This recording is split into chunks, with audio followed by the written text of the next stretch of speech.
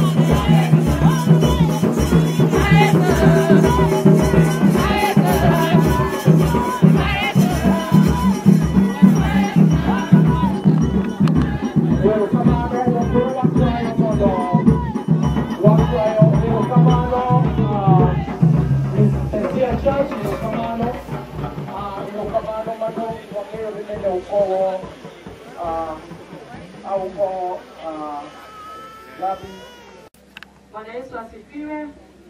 Bwana asifiwe. Kwani mmestuka? kwa sababu wameingia na nyimbo. Kuna roho alikuwa naongea katika hao watu. Na Mungu awabariki sana, wajazie neema. Mimi naitwa Anastasia Litangi. Tumetumwa na members wetu kutoka Nairobi wa CWA na parish yetu huko Diwopa. Na tumeambiwa tuje tuwaambie pole sana familia ya Lucas, watoto na mama na wajukuu wote ambao wameitanishwa na hiyo familia.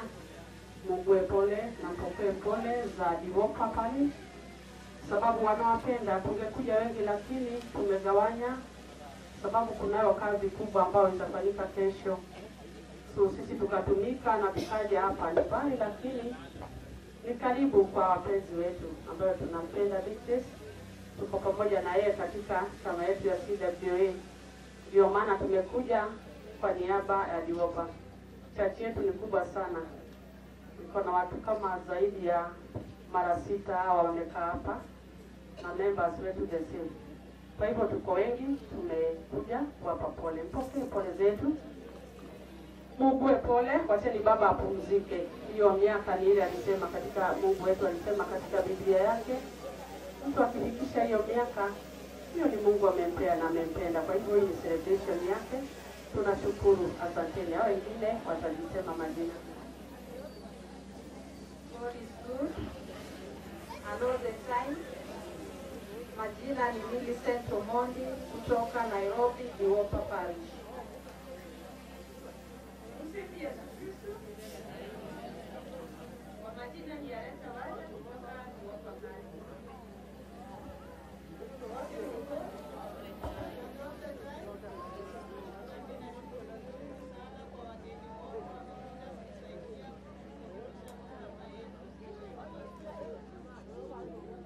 Asanteni sana.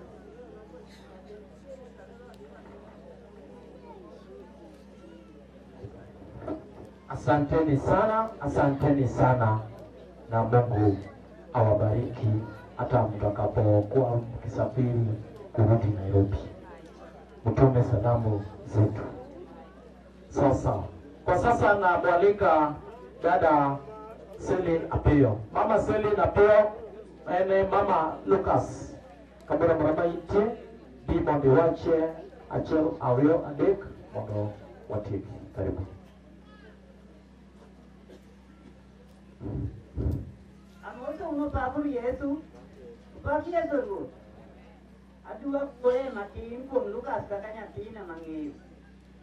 Tuangka jungka ali unyinga makuam. Ini lu ngari Selina Piosi ambi. Ananya jo imbo. To Lucas ni. Lucas arakan. Anka diru dia doka to poko kendo. Ode ngire de non. Kadira ino kaluka sinenga mamu. Lucas no nyuon kowar. Kendo no nyuole kagik majima ato ginoko maza. Otongo hamano, majima ato kata porso nungato wati Lucas ne kukadre vijo wadiki. Ukendo kaja neno. Ka. Kono Lucas ne notere ngatina yoda. Tulike timono mane engo tukimro de netinega. Kapo kokendo. Opakuru Yesu. Opaki Yesu ruwe. Nen kudu tuono roka, mare itikati. Ma iya kaya kaya. To anale mogai lejo. To min mare wajo nani kaya nyatini ni modidi go lejo. Na adi kode. Manu pira dini yoka tiye. To kanya adi kode to jule mono le monepki maneka iya chanoe. Kukalo kanu kuru minu noni abai lweta nen mara. Yewa di maber. Mama nyakogelo donde goyo to di maber. Nyakogelo oe nenyi tilo. Podi nitie nyakasani. Agomos. Itomo nego Lucas mwalo. Manya tina. Kenda nege nyen. Tanan min. Lucas nento timonaki moromo tamuanga. Abiro kaya bari kapar garia. Dibra boru. Kado adi chokruo. Tangi Lucas anaonge pesa. Tasele okane peng makoa. To waje nani dikati kau pesa mama mnivu. na dina ka na we per ka pa gariyo ka du ka no no ka no se ga to o ter ka sia na di joko kuma bo to te ga sia ni no thusa di o thusa di na di sia mano opi na no amo voi ko ni ndo buto no no duenya gimana wa to no duenya luka jinta kan giwendo to nyathini ni hero ya kuode di mesa kiko baje gima lit nuongo ando lit nan ke koro ja baje to rumo atie ko dabara loro luka bringo na mo no ngete kumoro to timoro ne en boka marumono luka ko Nairobi Kago rangi, buat lokru kio. To dikin kau aja nada di moso Joko Gelo. Katanya Luka, ini moso Joko Gelo. Ada di moso Dano Pio. Toti, di moso Maro, nya aku Joko ni sudah tidak lagi. No dia. Kau dulu ya kau bawa aja nya kau agak kurus. Dia nak korban tinggi kan? Anak orang sama ada ini tu. Adi mosu ni. Lo kau dia kau dah pernah Nairobi. To kau dia kau dua do. Tu ni sama mati ulang. Ia orang ulang juga. Tu ni sana ti mosu ni nyaba. Anak ti mosu ni nyaba. Nyaba tu kulis. Tu ti mosu ni. Eno kau katapi. No ti betim no. Tim maru mana no. No ti na tim mama no. Kura gomo makende. Ninya sai kakanya sai. Tosi mama ber awido kajo buje muoyo ninya dia na tikita. Kunya burajano dia sebentar tu nyuan dia tu kecil. Ni punya. Tuang ane jo bolu ka no. Nen mati mo wade nyuan dia tu oke. Nen mati ko tu korona mo ko mo akena dia mustakan yo dino. Tuna na udo su. Toluka sini tim renadi. Toluka dunia ngadi makende ekinda kode. Nike kaore mora kanya wale ko biro ni saidala na kama dakete. Imama. Nyawandi makama ubiro mota. Kanya manoke. Kendo nyojo mia lor makende kolunga ni ngetia gende mama. Nyitindo bende chakulunga dayo. Angama ndichi miuo. Toluka, ya leo ni mkifuma beyo, eluete, ka uo muta uoyu. Nyuandena, tumoki window ninya wadi yota, tukuta albo tumoki ot. Dongiti mote, manya sa ito mkifuma dongo yesu tiyo tuule ngani. Ojen, kanya sa ito mkifuma beyo, nya sa ito medo unyingari ariyo, poka lukumluka tuwa ngane. Tonya kane chagre, poka lunie niwe ndo moro ayu tukani. Kakanya ubiro busunge, kenye chaklo kenye giko. To suit, wahera loto mato. Suit no mine, no kate imra tengo lango tudu piono. Okati rade hito, kaito. To luka sirete matima mano. Kodi ponde mane oyude nyiri. To seji mano timo gamano no. Yang saya tadi ngomongnya orang dia ka, apa pun Yesus. Yang saya ngomongnya orang dia ka, macam ke, nanti mana lagi mana orang mau kata. Nanti kamu ka. Tuan kata kau je, buat ode, anak kiawu. Ikan kakak ni ubir macam gue jadi kakak ni uka. Cuma bagai rumah dia dah. Naga korolok mereka sani. Naga maya andi korolok. Pero ka urumo to ngewa onge orga munginyaba kaka unji Irukama Yasai mo dubi Irukama sawa nasai go di ibede kibet nasai go di irukama no iwacho ga wenyo ka wenyo ngono irukama no pero kamara mara intie kiwinja do fwana kama fwana God is good and all the time wako mzee Lucas Mwalu Mzee Lucas Emrakoro, kendo kanisa osebedoka Voice of Salvation and Healing, kendo isebedo joined Nyakambod Messiah Church. Omeokoroka mwagi kini, I want to take this chance to now invite the immediate family members. Nataka kualika sasa familia ya ndani kabisa, ndani. Oro pokati momano nadwaro mondo apari ni kain go program to die page mogik. Die page mogik. Ibro neno mondik di pages go, ibro neno nyaka piche go, ibro neno weche mondiki. Ma finally mzee Ombet bro timo nwa gini lugo ni vote of thanks. Kok aman. Oro adwan mondo aluong Sara, dada Sara Mwalo. Kinde ni en mari. Mondo ibi iwachi kuom baba. Iwachi kuom baba. Erokamano, karibu sana.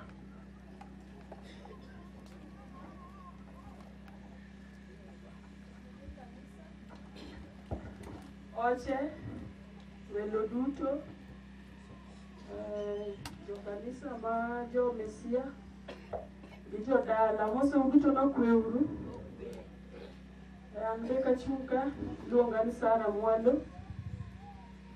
Odwa wan nyiri auchiel, to wanie chok baba.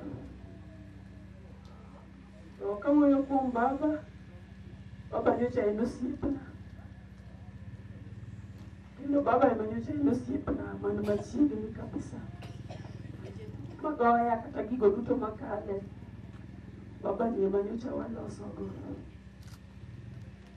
Samoro chuna maduong' nyaka dala ka ni mondo wapim kode wach. Kata nyocha dwe mar 4 ka, giko dwe mar 4, nabuko go simu nuoni nyathina nodwara dala. Kagocho ne tanonga dire nodwara dala. Akao hatua mabiro dala ka. To ne wagomba ka gifade atiko 2 weeks kai.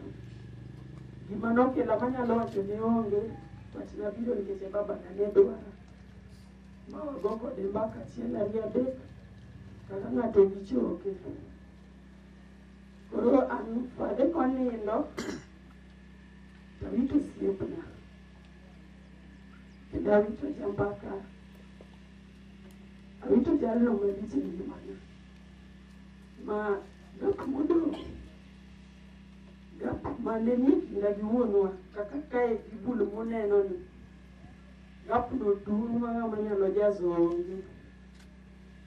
To Nyasaye manowara, Nyasaye mang'iyo, Nyasaye mandalawa ka, mawachungono, ema walamo kendo wakwayo mondo ukonywa lamo, nikech ok en gima yot. Kata mana ne made ang'eyo ok en gima yot. But duto te wan wene Nyasaye. Kapade no to napenjra penjo mang'eny sana, to ng'ama ne nyalo duoko ne onge. Kendo kapade no to nokabiliv ni fadhe otho ka yudo habari mare. Magoyo nyaka simu fadhe to ng'ama mako onge. Kanya biro dala kata nayudo adier ni fadhe onge. But duto te awene Nyasaye. Nyasaye ne mondo miwa nguvu. Ne jo kanisa wamanika, jo kanisa duto to jo Bosch, jo Mesia, ukonywa lamo. Nyasaye mondo miwa kwe. Gigocho makende gichopo yot. Sana ne an ka baba nyotho to nya yuago ji adek. Seche mana yuago ji adek. Na yuago an awuon chok baba. Na yuago mama wa nikech ang'eyo kind mama gi baba kaka ne chal. To na yuago wayana manyamin baba wani. Wayano nonyuole achiel e kind yawuoyi. To yawuoyi go nosenindo te. To wayano koro ma ichok gi manyo gidong' go. To wayano go no wayano tuo no otur. Ma en ng'ama ni piny do en tie. Koro na yuago waya nikech fadhe nyocha en osiep waya sana ma samoro ka waloso kode to nyaka wach na wach waya. Koro na yuago waya to yuagra na wuon nikech gap mani kinda gi baba wane mang'eyo. Achaka yuago made. But yoro ka nodonje dala ka manene ma confirm noto. To nya yuak manyiso Nyasaye ni koro kamodong' tich en mari. nikech ok inyal weyo warruok kata ok inyal weyo wach Nyasaye nikech tho to ndike muma. Koro duto te gimatin go Nyasaye mondo obed. Erokamano maduong' dada Selin Mwalo kuom wacho motegno e weche ma oteni kod baba mari. Donge ber? Koro wacho duto Nyasaye ber to seche duto kendo mane kite. Koro adwa kendo along your sister machielo iluongo ni Lilian kamoro amora ma intie, koro pi mondo ilos kuom baba. Lilian Mwalo, ang'e ni sandwich chapni gi wedeni Kamochi and the likes. Nyasaye madini teko kipiyo kendo loso machiegni kabisa. Welcome.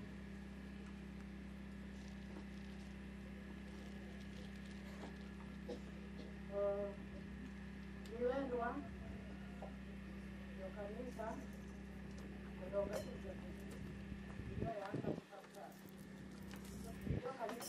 amono unokweu ruodhia sokati minyago ni Nyasaye erokamano mang'eny kuom ng'wono motimonwa momiyo wayudore odiechieng' makawuono. En chenro mar Nyasaye mochopo ok dwar to kabiji mang'eny abiro wacho acha matin kuom babani. An e nyathine mar ariyo kuom nyiriyo. Kawuoyo kuom baba nyocha ohera mang'eny. Baba nyocha ohera mabende kabiro iwinje konyiso mama ni nyathini ni tihero mohingo jogi duto te. To mama duoke ni nyathi en nyathi. To ok nahere mohingo jowadgi, ahere gi timne kata moko ka bende nigi timgi mihero gi ahera. Baba na nohera to nowachona ka ni nyathina bed mana gi kwe. Shida moro amora mikale nyajon abiro riwe. Kendo ne kata ka an rawa katieko kata wik achiel kapok agocho no mama gi baba e dala, to baba nyaka luonga kogona simu. To baba natek ni mondo noluongi gi nyingi en mana nyajon. Koro bende wawuoyo kode ka noge ode mondo tuone kachako yweyo gae. Toluonga ni nyajon, kanisa an baba, kinyie ni luonga ni nyajon kamano, iting'o ga wiya malo nikech in. Koro abiro nyisi ni an nyajon to igochana bende en jon. Koro napakra ka ni baba wan an nyajon, ma yuor jon aliwa fundi waya, ma yuor jon odhiambo. Koro an nyajon ma yuor jon kendo yuor jon. Gothietho paki. Koro sama baba na ne wachona ka kamano kaka nyajon, wach temi ng'enyo go kata an baba we wanyier kapod wang'ii. To baba nohera jowadwa ma kata katieko wik achiel to baba gochona to wachona ni nyajon ang'o matimre. Pok awinje ripoti. Kata ka tuo to chunyi baba chandre malich moyie golo boda mama e dala ma wadhi e osiptal. Baba nohera mang'eny kata weche mane wapimo gi baba ne gin mana weche mag hera. To baba ne jiwa ida. Ka baba wachona ni nyajon, in dhako mar ariyo kumitede to bed mana gi chunyi motegno nikech ng'ama dhi tedono in iwuon miloso dakni. To ne aneno ka baba ne puonja weche mabeyo momiya chir idak mana dakie, mopuonja kaka nyalo dagi nyiekena, kaka nyalo dagi weg utena, kaka nyalo dagi jomamoko. Baba ne ng'ama jahera ma kata ka nowuoyo to wuoyo kowacho weche mag jiwo ng'ato kata kama chunyi bedie malit to baba jiwi. Omiyo alalo baba na yore mang'eny.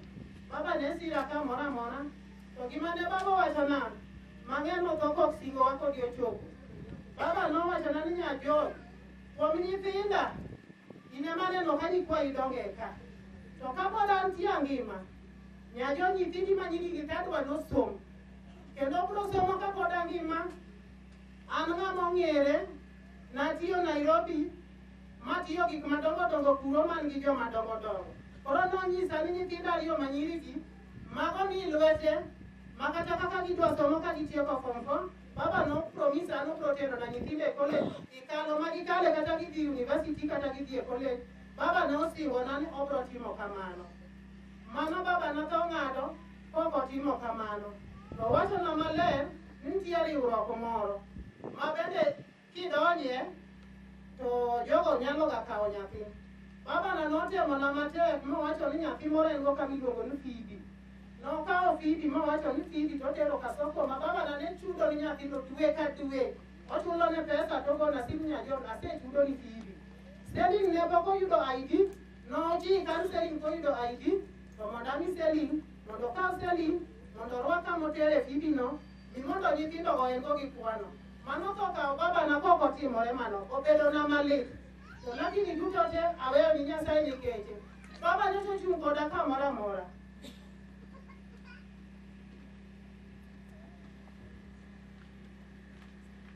Baba nyoto chung' koda gimoro amora. Makata ka wachideke ngimana. To baba hoya. Kendo nyalo wacho na nyayo. Kata chuli.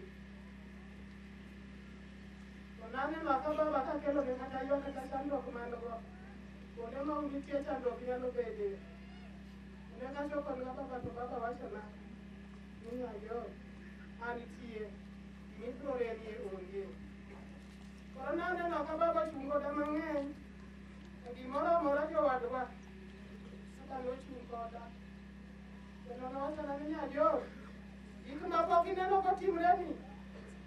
Lam Nyasaye mang'eny.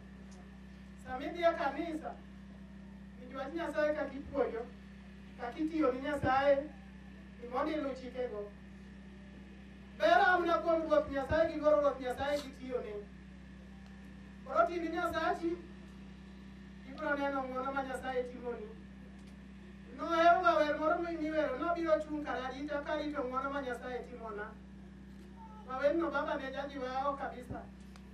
Koro nanyise en jaduong'. Bende ma Nyasaye ogwedha gago, nyaka tim gago Nyasacha. Karito ng'wono ma Nyasaye biro timona kokalo kuom kota. Omiyo arito baba na jowadwa. Baba nohera mang'eny jowadwa. Baba nohera.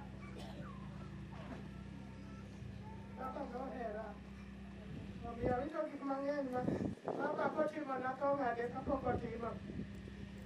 Nyocha kata kawuotho kata karemo gimoro. Tang'eni baba nitie. Abiro biro to timona. Sama donjo, wabet kode e ode kacha. To sama dwa to penja nyayo nang'o ga momiyo ongigo. Anyisa ni baba ande tiyo kawe kaber giyo. Wacho nang' bed piny. Odhi ir mama to luongo mama ni Selling, koro watimo nang'o Lilian to ahayo. To mama wacho ni baba ni nyathino kayo to nyathino chopo neno dhi chopo ode. Odonjo to moso nyithinde gi jaode moweyo ot, tomoko mach. Kata kowe kachien gimoro onge. Nyathino dhi moka mach ma kichande nodhi kwayo gimoro. Koro wakonye Lilian. To wiya kowili gima ne baba wacho chieng' moro. Ka Phoebe gi Selling otimo klas 8. Baba nowacho ni mama ni Selling, nyathini wamak lwete. Aneno ka nyathini nyalo ringo neko. To kaka nowacho nano, ne giwinjore gi mama. Mane ne gitimo kaka ni ne giwinjore.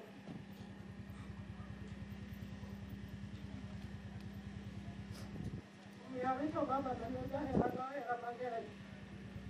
Jatuo baba nobuoga. Baba ne tuone ni hospital. Mama gochona. Lilian, baba utuoni ipema. Atemo mi mondo agochnu baba. To mako sim. To kama nyalo jom chunyi kik chandre. Osemeda pia ayudo teko anyalo wuoyo. Mama ubende wan go ka okelo na gik manyalo chamo. Lakini kinya dhi dala kik ichandri dhi e hospital. Mana ang'eyo ni baba koro dhi kuo. Bang'e kanyo to bet.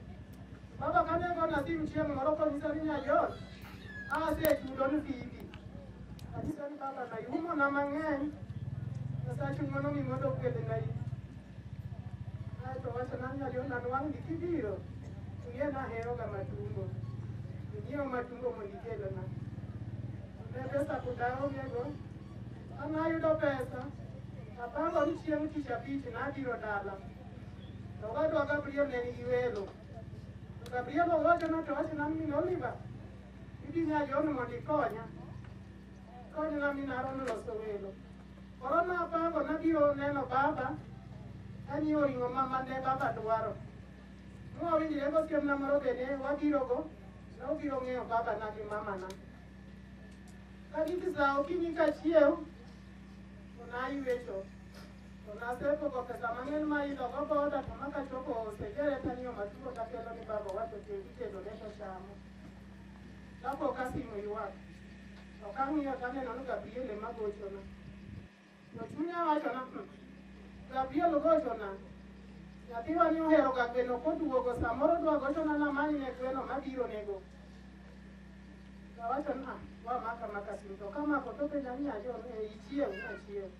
Ir kanye na ndala izewo kunupoka wo no baba mosewe jo wadona ndio kachunya bi onge mana wacho ndio tewe ni Nyasaye makuna ni ndo ya nyuol mari we kodi yo chimo mo pe kata kailo wa ndio tawe ni Nyasaye babo digi Erokamano walamo ni wacho kendo wacho maber dongo loso kuom baba gi maber. Erokamano Nyasaye biro riti kendo kanisa ka oketi lam. Kamano to koro e kindegi adwa nachiw wach. Ok en wach maber ahinya. En wach ma wasechwanyre kata gumusi ombet mobet kani mobe asechunge e kom. King'eyo ni jadala to koro I'm coming for you. Lokra sirikal abiro chungi kom keche welo. Neno kama mzee ombet osechunga. Koro kija dala, koro kama unajua wewe ni mtu wa dala, mtu wa mundo wa nyumbani, tafadhali ananyola nga mabonde matini lakini yanwachma wa sekta chwanyere kumuza ombetka. Kori ini ngamo kabichwanyira ini huka hu. Kamano to wathi mbele ndo wachiegni hand over the program to the church. Kichi wathi mane tail end. Kore kindeni adwan moda luong our two granddaughters, Mabro Somonwa, the eulogy. Our two granddaughters will do for us the eulogy. Ni program kanyo. Much of the tributes, the summary nitie a page more kanyo tributes. Just come. It's not easy to understand how I will be in your absence. You are a loving and caring husband. I have not much to say, but to be humble since it is the will of God. May your soul rest in eternal peace, my beloved.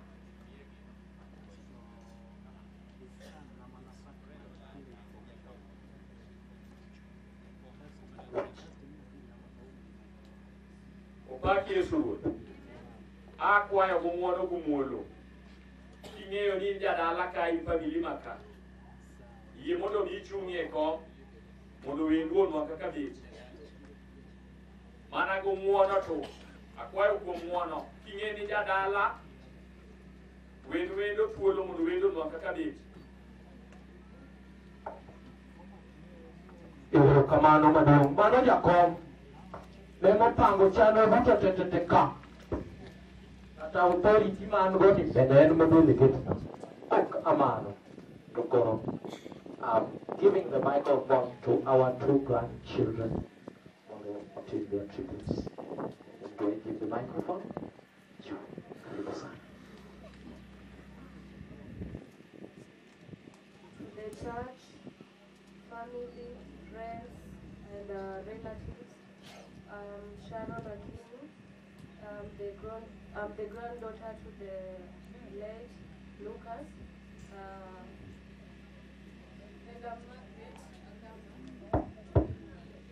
and Margaret Agama, the granddaughter to the late Lucas. And we are going to read the eulogy. Lucas Mwalo Madigo was born in the year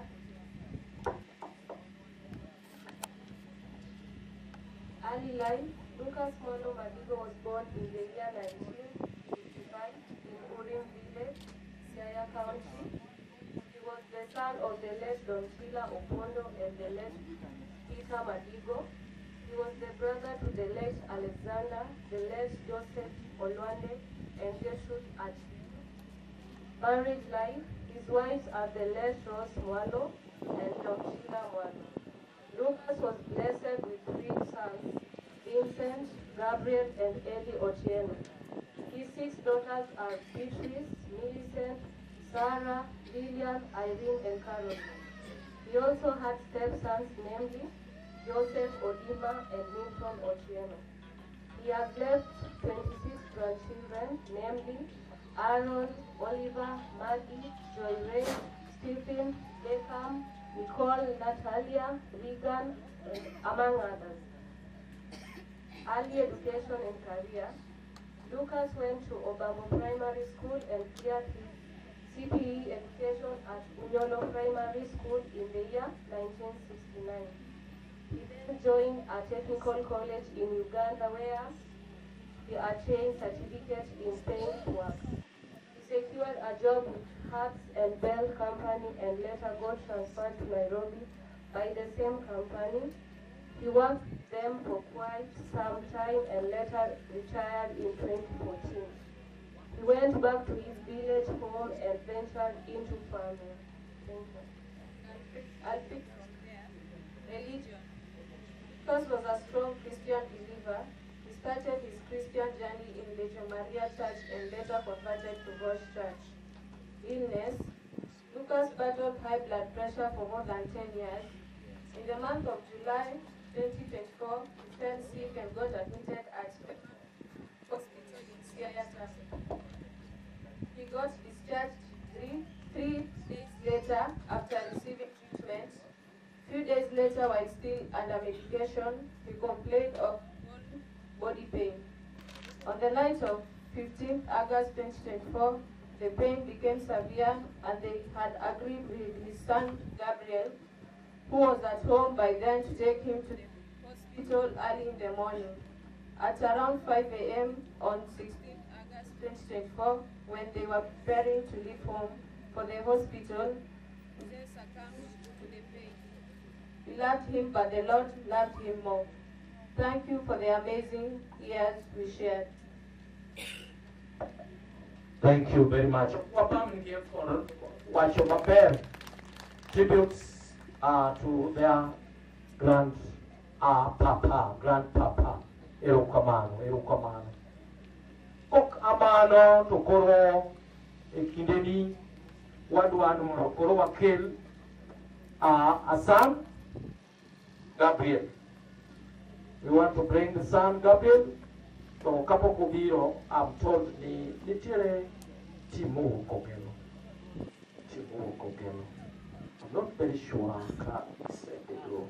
can you say the other protocols Kichida Bomb Mondo ka ise wacho tukore kawa kil Gabriel to wa lokombe tokoro mama to kanisa Puno Provincial Administration. Karibu, Mr. Chong. Welcome. Mondo, ibe wachane, and then for the other camera. Thank you.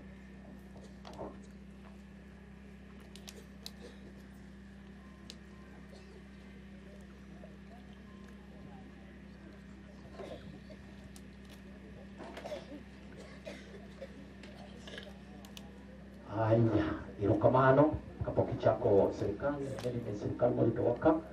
Hero lando mar chopo mar bishop mamara machelo. Mama bishop waki kabisa. Kendo ka an mama donjo to an wa miero makende kakaja tichgoto.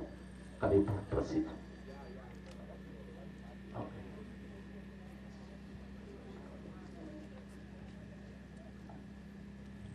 Aya. So. Opaku ruo. Daku bitingo baduye. Opangu Yesu. Chiembora watu nu. Ibedi otuta alikuwa na ngone ngomane ni ngatu tungo no paku tamane ngonako. Aitano kanu yini tigbe. Na mori tibe bro tamere no kinga mdogi. Ni bro toka ina mdogi. Omyo paku Yesu. Amen. Ka tunka anja lego kogelo. O kawanka wani manyaru aduonge okai. Tane no kachalma joka ya dua bilu kodwa. Ketwa sebe kata kwa rito to. Makori dwa kana dwa ke ni luongo na edani. To oche mna maduong manyagi mna okuongo tedo kani. To nyagi be nowe kata jogi. Yinda ka wachie gi biro ka. Mano kende ne man rach maneno. Kata ka jaru no tedo ka moto nyasaye no se kawe. To we joge kata ko we joge. Ora bet. Winda. Yemo kitui wil gi jo mara bet. Yaga upet kukwe na nige bale. Abatin chuki. Kogelo kabisa. Kendo ngeo ni uwe kata Amerika. Koro chunga rock mama. Rock bishop and then ibe bene. Wale wangumla bishop tibi ya mbele. Kamano. Kogelo ingene chugu mangongo. Kamano. Wale wakuru mama bishop. Wafwani mama bishop kadodo. Wafwani mama bishop. Kamano. Wamilur makende mama. Wamilur makende. Bende wahero nyisine neno bema watimo.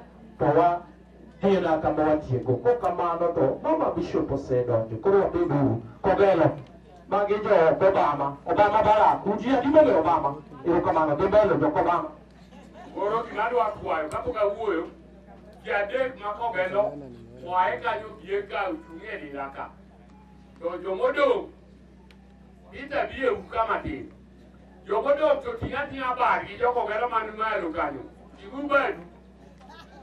Igubadu habari kama undia ungen. Kete mwa bigilo jeki pikipiki. Ange ungen. Akwae joko gela rio adek. Modo biye kamati. Igeng di rakodi. Kicha biyo kama ungujeri. Munde na bawa Kama bise dilo. Koro. Rose. Enyapewa. Enyape mama wa. Kuro momia wa biro mondo walu wakano orwane ngama besa idi. Anole makapura atiyo na rubi na tiyo kijokia railways. To ubiro gole manyaki o. To jema ti ni moko kendo nyegi to biga limi o. Oe na no glo ni ko biga nyone o ro kwa iki boro. Omio mi Lucas kawa chugedi ra ne biro gale manyaki o da. Bua bombaka, bua luz, kakanga maben, nyako binamie maben, kisonge chiemo manyako dugo wayalo, kati oda ni nyako ringo weye, nyasaye mnokao kakakao jomoko. Puro kalawe nyinge luga ni James, Tieno Rajola, andugu mawari. Mane nyinga kwa jalo kogelo kwa tuwato mangen, kapuro apke tiego, kadwa miye nyitidwa ya tiela rio, o atiema tiru kumulo, rose no waigi.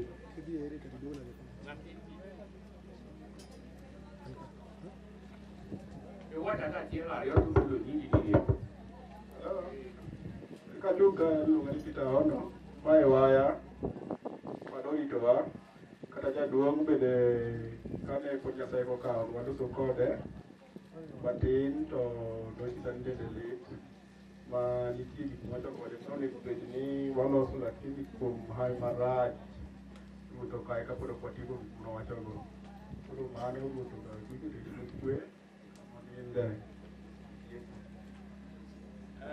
Joseph Ahona yako gelo maeno ayana kato sewa lakini oko wabedo recognize mabera hinya to wan manjoma one ubedingi wakabisa kwanka kuro jomanika ngiunjo kogelo Yemuse makai.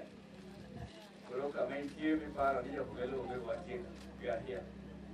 Asante. Kamano idolo maduong welo de lotepe. Boko koboso pakru. Basi longa pasta jona wandi. Jako gela ura ila kuchia. Kawo na bilo yiko ora. Ayalo be an wodi kitu. Why you know what go? Kura bo yiko chorwaya, adwodwaya, mabede baba wakuru. So we Aparo ka luor mwami gatelo kote donjo. Oge mwadwa wacho mang'eny Amerika dhi kuoga ahinya. Watieko. Amerika joma lony. Erokamano. Koro village anda bende en ng'ama mago nenda to chiwo mana policies mag sirikal. Right, kendo nda. Erokamano. Babu Yesu. Kawono to iko bwalo. Uruka hero kago nenda ka hero bidu kago nda. Nitian kod wach munega wach kuome nikech en wadwa mwaseda kod igwen kadi nyaka chakre ndalo duto.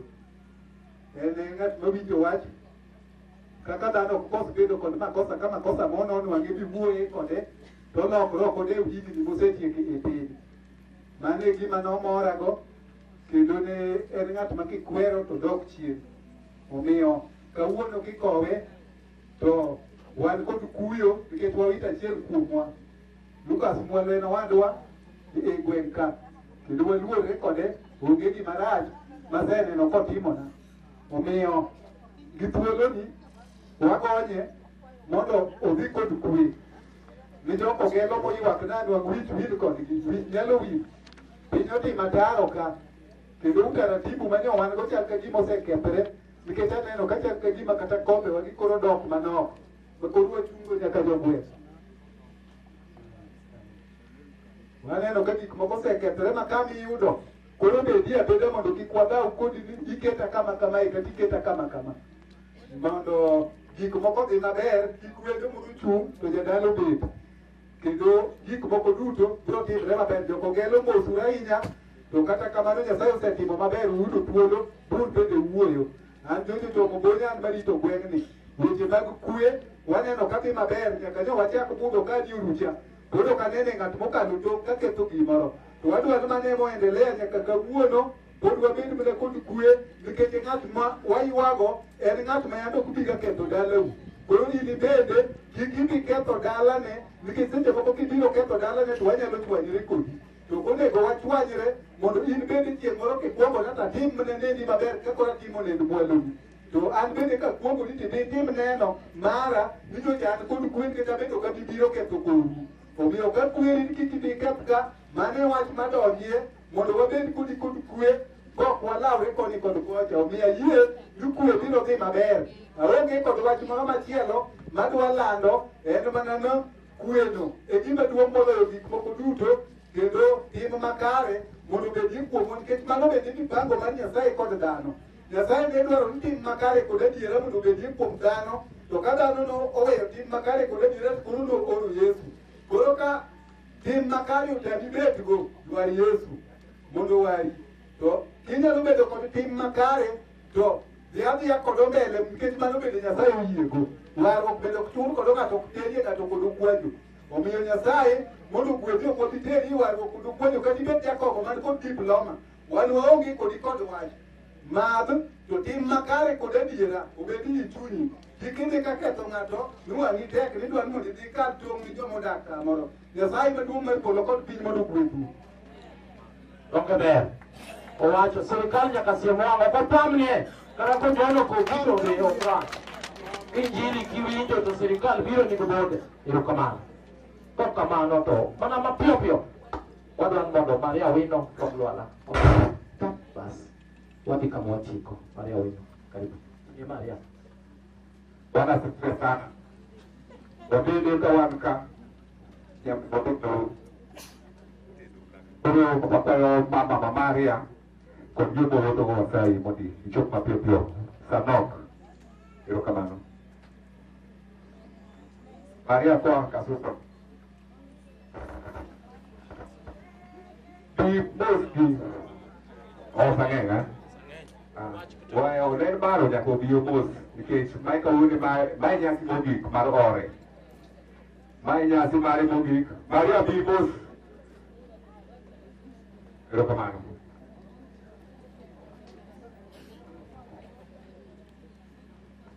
Opaki Yesu.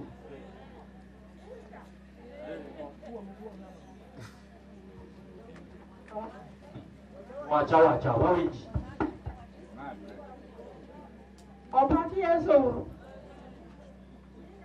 Maria. To okaleso. Nitie yuora ka.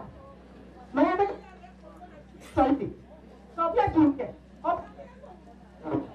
Nguja manye, nyani ndo kanta mama.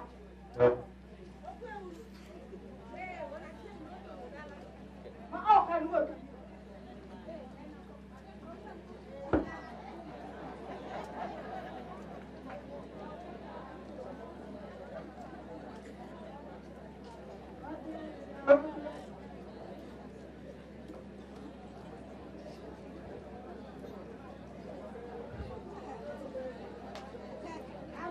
Wote mara sasa. Koro to dino makaka uchopo. Mero kama na ya. Wapi? Mrembe. Mrembe. Mrembe. Pakis. Sofia.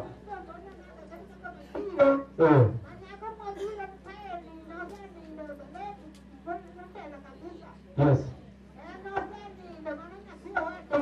Yes.